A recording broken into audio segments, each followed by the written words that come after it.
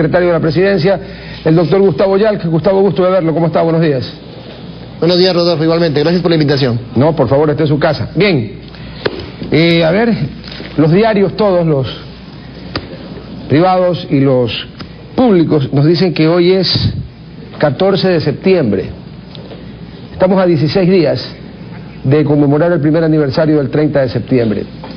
A ver, Gustavo, aquí en el país se creó lamentablemente una polarización. Un lado que más o menos sostiene sin tapujos que el 30S no pasó nada, y un otro lado también que exagera al punto de más o menos también decir que el 30 de septiembre se incendió Roma, Nerón tocó la cítara, el Coliseo se derrumbó y las Torres Gemelas se cayeron. En algún lugar de esas dos tiene que estar exactamente la verdad de lo que pasó. Su turno. Veamos los hechos. Miren, el 30 de septiembre es un día doloroso para el Ecuador, por los caídos, por los muertos, por quienes ofrecieron su vida, pusieron en riesgo su vida y algunos la perdieron para defender la democracia. Es un día vergonzoso para la policía porque una parte de sus integrantes abandonó a la ciudadanía y no hizo honor a su juramento de incluso dar la vida para defender a los ciudadanos.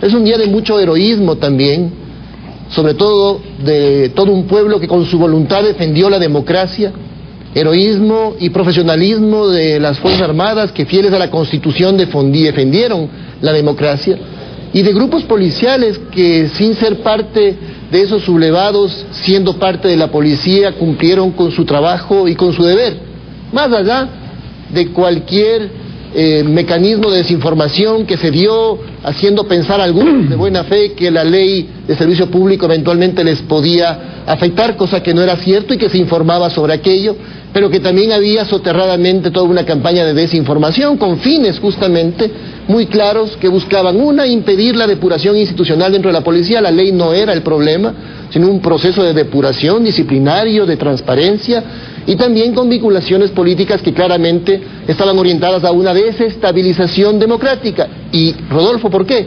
Porque nadie le dispara al presidente de la República para reivindicar condecoraciones o beneficios económicos. Por supuesto, ya había todo un proceso destinado a una desestabilización política.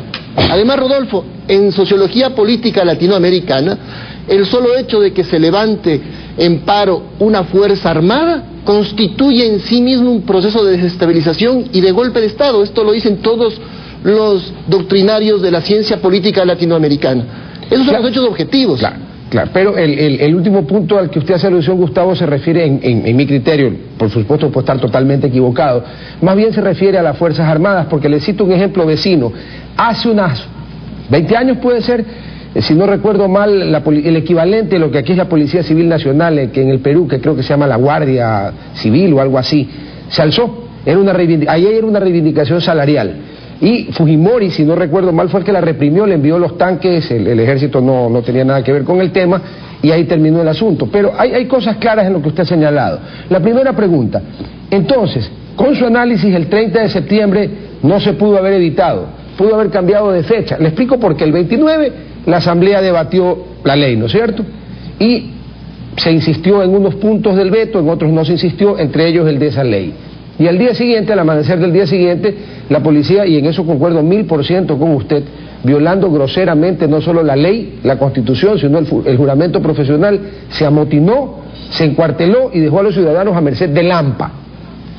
¿Eso se pudo evitar o a su juicio fue la fecha un eslabón circunstancial en el cual el no haber insistido en la Asamblea, la Asamblea con los votos necesarios en ese veto de la ley, disparó la mecha? Pudo haber sido el 5 de octubre si la Asamblea sesionaba el 4, pudo ser el 30 de noviembre si sesionaba el 29, ¿era algo que estaba planificado y concatenado o estalló por esto y luego empezaron a sumarse peces al río? Absolutamente concatenado y planificado, Rodolfo, porque no solamente fue que se paró la policía de manera inconstitucional y de abandonando a la ciudadanía, sino que se tomaron también la Asamblea, se dispara el presidente de la República, se lo retiene. Entonces tenemos una serie de hechos concertados que tienen un objetivo específico.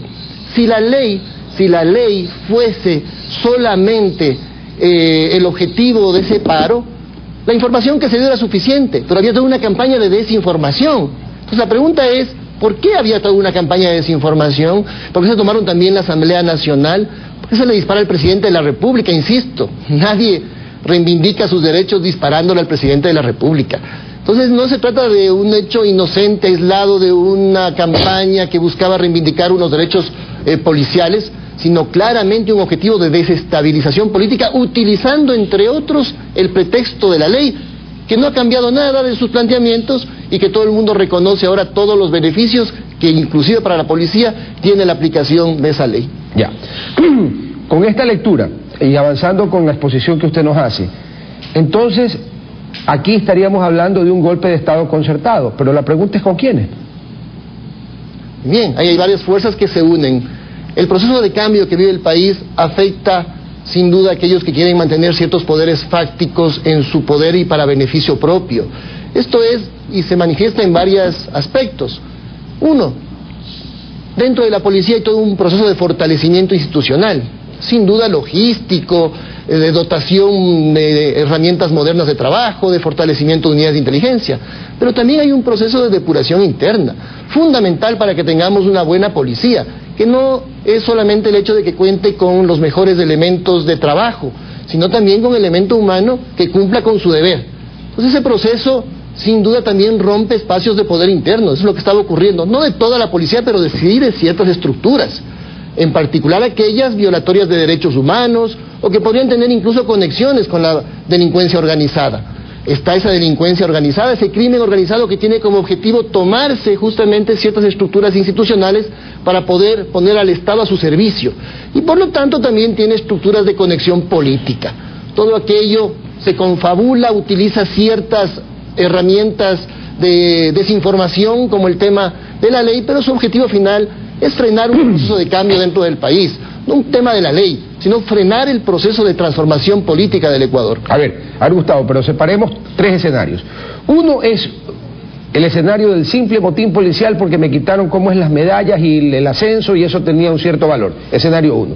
Escenario 2, una acción concertada de un grupo, obviamente de oficiales, que manipula a la tropa para amotinarla y tratar de no perder el espacio de poder que, como usted ha citado, lamentablemente se da en esta policía y en todas las policías del mundo. En Colombia se depuró el 80% de la policía para poder empezar a trabajar bien hace 20 años o algo así.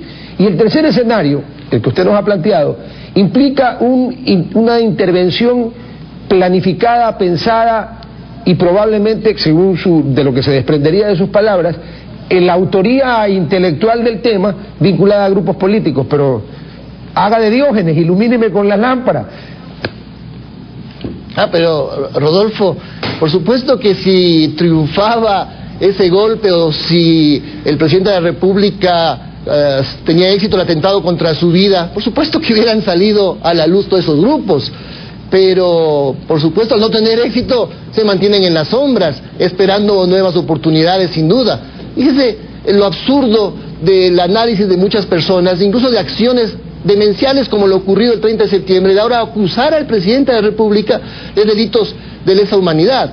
Es decir, hay toda una intencionalidad de distorsionar todo aquello, todo lo ocurrido, cuando el hecho de que la verdad salga a la luz y se sancione y no haya impunidad, es algo que le beneficia no solo al gobierno, al Ecuador, a la democracia, a las instituciones democráticas del país.